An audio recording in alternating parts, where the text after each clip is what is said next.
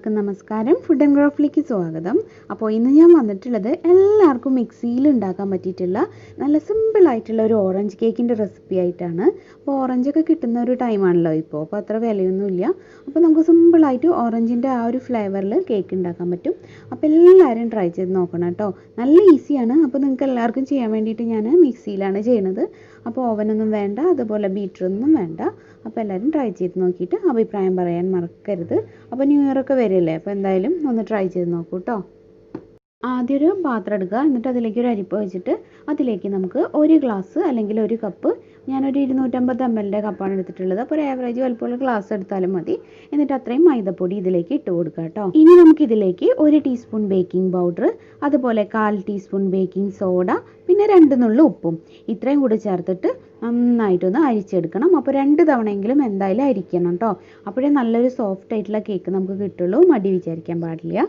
ഇനി നമുക്ക് നല്ല ഉണങ്ങിയിട്ടുള്ള മിക്സിയുടെ ജാറിലേക്ക് 2 മുട്ട പൊട്ടിച്ചൊഴിക്കാം. അപ്പോൾ മിക്സിയുടെ ജാറിൽ ഒട്ടും വെള്ളം പാടില്ല കേട്ടോ, അത് പ്രത്യേകം ശ്രദ്ധിക്കണേ. ഇത് നമുക്ക് നന്നായിട്ടൊന്ന് അടിച്ചെടുക്കണം. അപ്പോൾ അതിനോടൊപ്പം തന്നെ ഞാൻ കുറച്ച് വാനില എസൻസും കൂടെ ചേർത്തിട്ടാണ് അടിച്ചെടുക്കുന്നത് കേട്ടോ. ഇപ്പോൾ ഞാനിത് നന്നായിട്ട് അടിച്ചിട്ടുണ്ട്. ഇനി നമുക്കിതിലേക്ക് ഒരു 3/4 ഗ്ലാസ് പൊടിച്ച പഞ്ചസാര ചേർത്തിട്ട് കുറേശ്ശെയായിട്ട് അടിച്ചെടുക്കണം കേട്ടോ. അപ്പോൾ ആദ്യം തന്നെ ഒന്നിച്ചിടണ്ട, കുറച്ചായിട്ട് ഇട്ടിട്ട് നന്നായിട്ട് പതപ്പിച്ചെടുക്കുക. അപ്പോൾ മിക്സി ചൂടാവരുത്, ചൂടാവണമെന്ന് തോന്നുകയാണെങ്കിൽ കുറച്ച് നേരം നിർത്തിയിട്ട് വീണ്ടും അടിക്കുക. അങ്ങനെ ഞാനിപ്പോൾ നന്നായിട്ടിത് പതപ്പിച്ചെടുത്തതാണ്. ഇനി ബീറ്റർ ഉള്ളവരാണെങ്കിൽ ബീറ്റർ വെച്ച് ചെയ്തോളൂ. ഇനി നമുക്ക് ഇതിലേക്ക് ഒരു 1/4 കപ്പ് വെജിറ്റബിൾ ഓയിൽ, ഞാനിപ്പോൾ സൺഫ്ലവർ ഓയിലാണ് എടുക്കുന്നത്, ചേർത്തിട്ട് ജസ്റ്റ് ഒന്ന് തിരിച്ചെടുക്കാം. ഒരുപാട് തിരിക്കരുത് ഓയിൽ ചേർത്തിട്ട്. അത് ഞാനവിടെ മാറ്റി വെച്ചിട്ടുണ്ട്. ഇനി നമുക്ക് ഇതുപോലത്തെ ഒരു ഓറഞ്ചിൻ്റെ തൊലി വേണം. അപ്പോൾ ഓറഞ്ച് നന്നായിട്ട് കഴുകി തുടച്ചെടുക്കുക. എന്നിട്ട് അതിൻ്റെ മുകളിൽ നിന്ന് ഒരു കത്തി വെച്ച് നൈസായിട്ട് തൊലി ചെത്തിയെടുക്കുക കേട്ടോ. അപ്പോൾ 1 ടേബിൾ സ്പൂൺ വേണം. അപ്പോൾ നമ്മൾ ചെത്തുന്ന സമയത്ത് അതിൻ്റെ ആ ഒരു വൈറ്റ് പോർഷൻ പെടരുത്, ആ യെല്ലോ ഭാഗം മാത്രം കേട്ടോ. വൈറ്റ് പോർഷൻ പെട്ട് കഴിഞ്ഞാൽ കയ്ക്കാൻ ചാൻസ് ഉണ്ട്. ഇനി ഞാൻ ഇതൊന്ന് ചെറുതായിട്ട് കുഞ്ഞായിട്ട് അരിയുകയും കൂടി ചെയ്യും. അപ്പോൾ ഒരു സിസർ വെച്ച് കട്ട് ചെയ്താലും മതി. ചെറുതായിട്ട് മാക്സിമം പറ്റുന്ന അത്രയും ചെറുതായിട്ട് അരിഞ്ഞിട്ട് 1 ടേബിൾ സ്പൂൺ ആക്കി എടുക്കുക. ഇപ്പോൾ അത് ഞാൻ അരിഞ്ഞ് മാറ്റി വെച്ചിട്ടുണ്ട്. പിന്നെ അതിൻ്റെ തൊലി ഞാൻ ഫുൾ എടുത്തിട്ടുണ്ട്. ഇനി ഓറഞ്ച് നമുക്കൊന്ന് ജ്യൂസാക്കി എടുക്കണം കേട്ടോ. അപ്പോൾ അതിന് മുമ്പ് നേരത്തെ നമ്മൾ മിക്സിയിൽ അടിച്ചു വെച്ചിട്ടുള്ള ആ ഒരു മുട്ടയുടെ മിക്സിയില്ലേ, അത് നമുക്ക് പാത്രത്തിലേക്ക് ഒഴിക്കാം. അതിനുശേഷം ഞാൻ ആ മിക്സിയിലേക്ക് നമ്മുടെ ഓറഞ്ചിൻ്റെ അല്ലികൾ ഇട്ട് കൊടുത്തിട്ടുണ്ട്.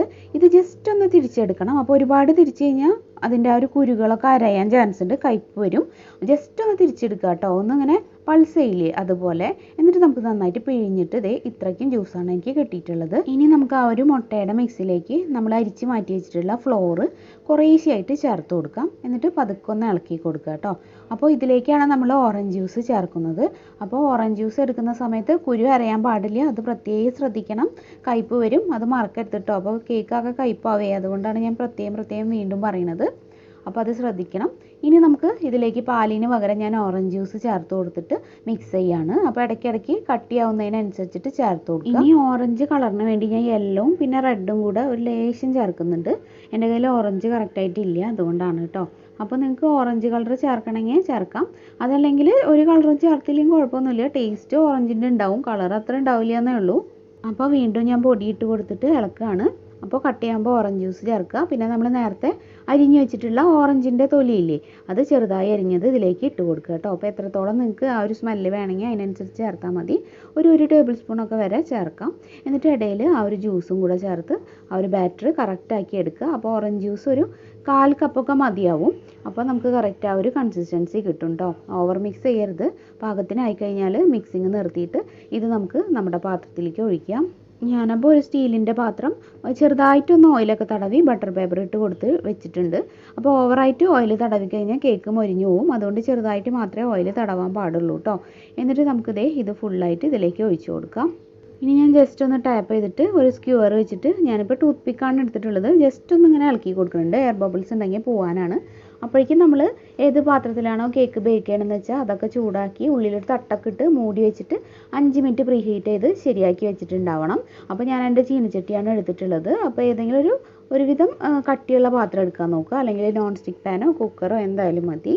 ഇപ്പോൾ നമ്മുടെ ചീനച്ചട്ടി മീഡിയം ഫ്ലെയിമിൽ 5 മിനിറ്റ് പ്രീ ഹീറ്റ് ആയിട്ട് റെഡി ആയിട്ട് ഇരിപ്പുണ്ട്. ഇനി ഇതിലേക്ക് കേക്കിൻ്റെ പാത്രം വയ്ക്കുക, എന്നിട്ട് ഇത് അടച്ചു കൊടുക്കുക.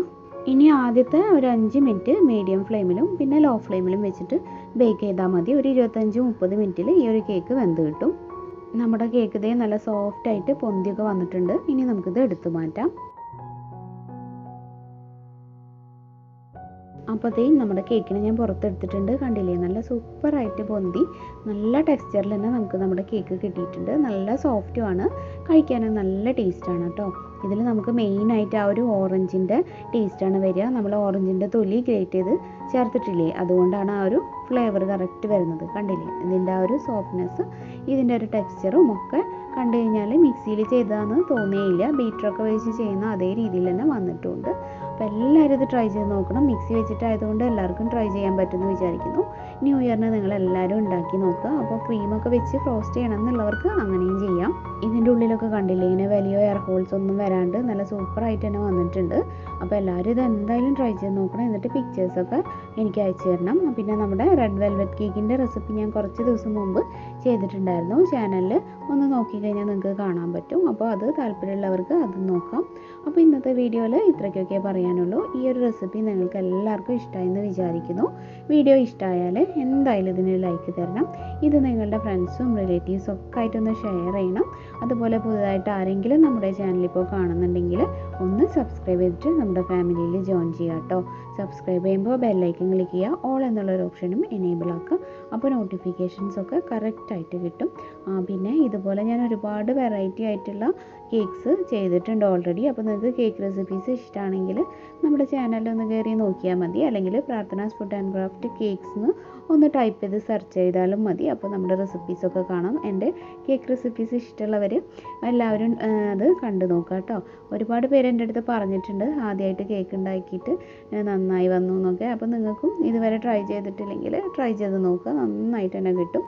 പിന്നെന്താ പറയാനുള്ളതെന്ന് വെച്ചാൽ, ഞാൻ ക്രിസ്മസിൻ്റെ ദിവസം ഫേസ് കാണിച്ചുകൊണ്ട് വീഡിയോ ചെയ്തിട്ടുണ്ടായിരുന്നു. അപ്പോൾ അത് കാണാത്തവർ കണ്ടു നോക്കുക കേട്ടോ. അതെല്ലാവരും കണ്ടിട്ടില്ല എന്ന് തോന്നുന്നു. പിന്നെ എനിക്ക് കമൻറ്റ് വരുന്നുണ്ട് ചേച്ചിയുടെ ഫേസ് ഒരു പ്രാവശ്യമെങ്കിലും കാണിക്കാൻ പറഞ്ഞിട്ട്. അപ്പോൾ നിങ്ങളുടെ നിർബന്ധം കൊണ്ടാണ് ഞാനന്ന് വന്നത്. അപ്പോൾ കാണാത്തവരാണെങ്കിൽ അത് കാണുന്നുണ്ടെങ്കിൽ നമ്മുടെ ചാനലിൽ നോക്കിയാൽ മതി. ആ ക്രിസ്മസിൻ്റെ ഡേറ്റിലുള്ള വീഡിയോ ആണ് കേട്ടോ. അതിൻ്റെ ആ ഒരു തമ്പനയിൽ തന്നെ ഞാനുണ്ട്.